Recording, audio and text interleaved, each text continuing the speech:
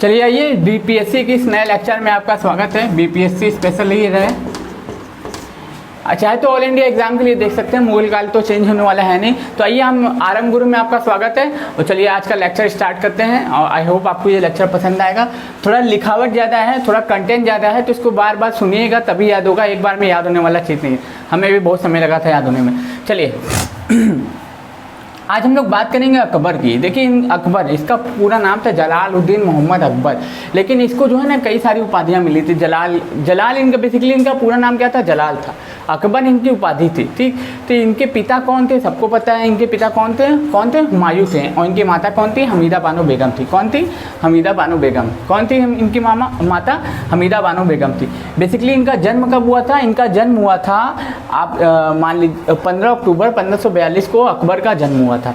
15 अक्टूबर 1542 को अकबर का जन्म हुआ था। बेसिकली हम आपको बताना चाहते हैं कि मुगल वंश में अगर कोई महान शासक थे तो ऊपर के ही 3-4 थे, जैसे बाबर था, हुमायूं था, अकबर था, जहांगीर था, औरंगजेब था, शाहजहां था। ये सब जो शासक थे ये बहुत ज़्यादा ही महत्वपूर्ण शासक थे और इनके पास वर्चस्व था, योग्यता थी, सेना थी, इसलिए ये लोग पूरे भारत पे आधिपत्य अपना जमाए रखे हुए थे। लेकिन इनके बाद औरंगजेब के बाद तो ऐसी विपदा आ जाती है इन मुगलों में, जैसे लगता है ना तो घर के ना घाट के, खाली दुश्मन अनाज के हो गए थे ये लोग। क्या हो गए थे, कोई दारू पी के इधर पड़ा रहता था, कोई लंपट मुर्ग, कोई क्या नाम है खाने बेखबर, पता नहीं कौन कौन सी उपाधि लेके दारूबाजन मतीन पड़े रहते थे।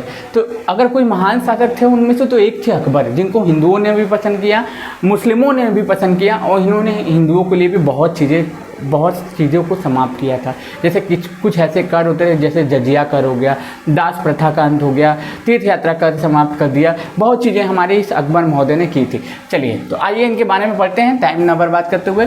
सबसे पहली बात, इनका पूरा नाम क्या था, जलालुद्दीन मोहम्मद अकबर। कभी कभी नाम भी पूछ लेता है छोटे मोटे अंटू पंटू एग्जाम में कि इनका पूरा नाम क्या था। तो इनका पूरा नाम क्या था, जलालुद्दीन मोहम्मद अकबर। अकबर इनकी उपाधि थी। पिता कौन थे, हुमायूं। माता कौन थी, हमीदा बानो बेगम थी। इनका जन्म कब हुआ था, 15 अक्टूबर 1542 को इनका जन्म हुआ था। 15 अक्टूबर 1542 को इनका जन्म हुआ था। इनके शासनकाल में 2 बहुत ही महत्वपूर्ण युद्ध लड़े गए, जैसे कि एक युद्ध था पानीपत का सेकंड युद्ध। आप सुनते होंगे अकबर और हिमू के बीच पानीपत का सेकंड युद्ध हुआ था 1556 में, क्योंकि मृत्यु हो रही थी किसकी, हम लोगों की, हुमायूं महोदय की। जो हुमायूं थे जिनको क्या करते थे, अनलकी बादशाह कहा जाता था। अनलकी बादशाह कहा जाता था हुमायूं को, क्योंकि लेनपुल ने कहा है कि हुमायूं अपने जीवन भर लड़खड़ाता रहा और लड़खड़ाते उसकी मृत्यु हो गई। कहाँ से गिर के मृत्यु हुई थी, दीन पनाह नामक एक लाइब्रेरी उन्होंने बनवाई थी, उसी के ऊपर से गिर के हुमायूं की मृत्यु हो गई थी, अपने कपड़े में ही फंस के। ठीक, तो चलिए अकबर के बारे में जानते हैं कि 14 वर्ष की उम्र में, मतलब बहुत ही कम उम्र में इन्होंने शासन करना प्रारंभ किया। अब देखिए इनका 14 फरवरी 1556 को इनका राज्याभिषेक हुआ था। 14 फरवरी 1556 को इनका राज्याभिषेक हुआ था। इससे बहुत चीज़ें आपको कंफ्यूज करने वाली। 14 फरवरी को बाबर का जन्म भी हुआ था, ठीक। तो उससे कनेक्ट करके अगर आप याद कर सकते हो तो कर लीजिए, अन्यथा आप इसको ही याद कर लीजिए कि 14 फरवरी 1556 को क्या हुआ था, राज्याभिषेक हुआ था। किसका हुआ था, बाबर का हुआ था। 15 अक्टूबर 1542 को इनका जन्म हुआ था। अब देखिए 42 में जन्म हो रहा है, ठीक, 42 में जन्म हो रहा है और 56 में राज्याभिषेक हो रहा है। मे भी 14 साल की उम्र में ये शासक बन गए। और यहाँ 14 साल की उम्र में लोग क्या करते हैं, खेलते हैं, कूदते हैं, समय को बर्बाद करते हैं, ठीक। और यहाँ पे 14 साल की उम्र में ये क्या बन गए, शासक बन गए। तो इनके गुरु कौन थे, देखिए इनके शिक्षक जो थे अब्दुल लतीफ़ थे। कौन थे, इनके शिक्षक थे अब्दुल लतीफ़। इनका नाम क्या था, इनका बाबर का नाम क्या था, बाबर का नाम क्या था, जलाल नाम था। इनको जलाल नाम, प्रेम से सब लोग जलाल नाम से बुलाया करता था। इनके शासनकाल में 1556 में ही पानीपत का द्वितीय बैटल हुआ था। कौन सा युद्ध हुआ था, पानीपत का द्वितीय बैटल हुआ था, यानी कि पानीपत का द्वितीय युद्ध हुआ था। और वो पानीपत का द्वितीय युद्ध हुआ किसके किसके बीच था, एक तरफ थे अकबर और एक तरफ तो हेमू एक हिंदू शासक थे।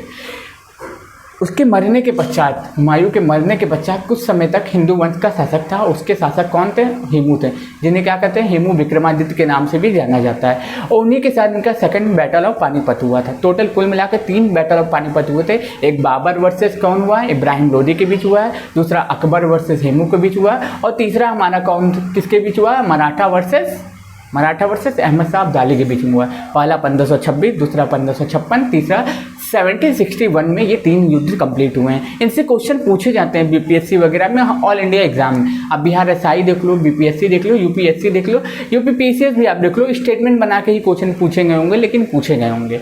तो चलिए इनके बारे में और थोड़ा जानते हैं डीपली। इनके शासनकाल में एक और बहुत बड़ा युद्ध हुआ था जिसको कहते हैं हल्दी घाटी का युद्ध। इसमें महाराणा प्रताप की सेना वर्सेस अकबर की सेना वर्सेस इनका युद्ध हुआ था। और उस युद्ध में क्या हुआ था, पराजय हो गई थी किसकी, महाराणा प्रताप की। कहा जाता है कि महाराणा प्रताप की पराजय हो गई थी, बुक में तो यही लिखा हुआ है, लेकिन वहाँ के राजस्थान के जो शासक लोग हैं राजपूत, वो मानने को तैयार नहीं है। ठीक, तो इन्होंने अपनी पहली राजधानी क्या बनाई थी, इन्होंने अपनी पहली राजधानी कहाँ बनाई थी, फतेहपुर को बनाई थी, फतेहपुर सीकरी, जहाँ पे उन्होंने बुलंद दरवाजा का निर्माण करवाया था। और बाद में अपनी राजधानी कहाँ शिफ्ट कर दी थी, अपने बाद में राजधानी शिफ्ट कर दी थी कहाँ पे, लाहौर शिफ्ट कर दी थी। अब इन्होंने क्या क्या किया है 1591 में इन्होंने मालवा पर आक्रमण किया और उसको जीत लिया। मालवा गुजरात वाला जो इलाका था वहाँ पे आक्रमण करके गुजरात वाले इलाकों को जीत लिया, जहाँ पे जहाँ पे आपने सुना होगा रानी कर्मावती जो शासन करती थी, जो किसको राखी भेजी थी, हुमायूं को राखी भेजी थी। वहीं वाले वहाँ पे गए, वहाँ पे शासन किया और क्या नाम है वहाँ के जो मालवा था वहाँ पे गुजरात वाला इलाका जो था उसको जीत लिया। फिर चुनार दुर्ग को जीता। यही चुनार दुर्ग जो उत्तर प्रदेश के मिर्ज़ापुर के आसपास वाले क्षेत्र में है, वो चुनार को दुर्ग को जीता। किसने, अकबर ने जीता। जयपुर में भी कई शासकों को जीता। सभी राजपूत शासकों को तो पराजित नहीं कर पाए, लेकिन 1605 में जहांगीर के शासनकाल में राजपूतों ने भी मुगलों की अधीनता स्वीकार की थी अपने शर्तों पे।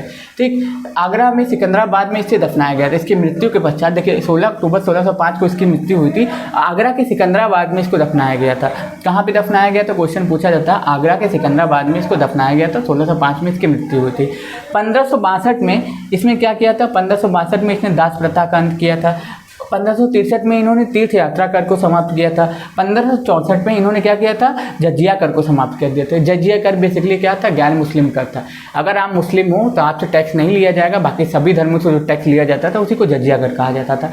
हिंदुओं द्वारा इनको क्या नाम दी गई थी, जब इन्होंने जजिया कर समाप्त किया, तीर्थ यात्रा कर समाप्त किया, तो इन्होंने हिंदुओं के द्वारा एक उपाधि धारण की, जिसे क्या करते थे, जलालुद्दीन की उपाधि धारण की।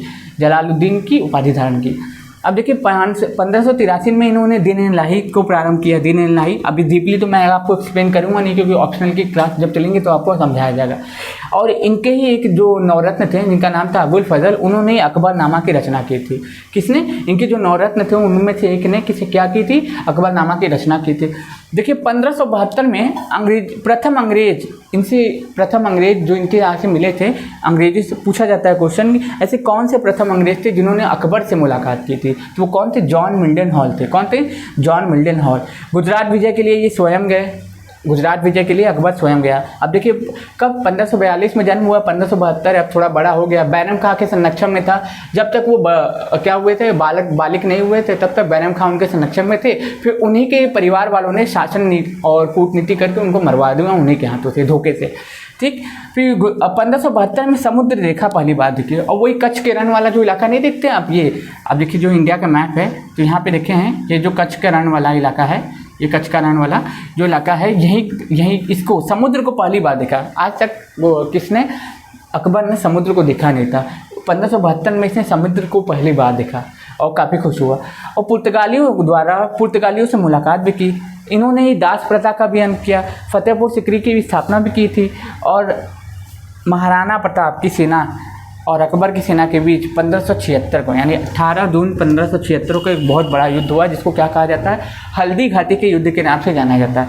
किस युद्ध के नाम से जाना जाता है, हल्दी घाटी के युद्ध के नाम से जाना जाता है। किस युद्ध के, हल्दी घाटी के युद्ध के नाम से। बहुत बार पूछा जाता है कि इनका संरक्षक कौन था, जिनके शासनकाल में जिनकी देख रेख में ये राजपाट संभाल रहे थे।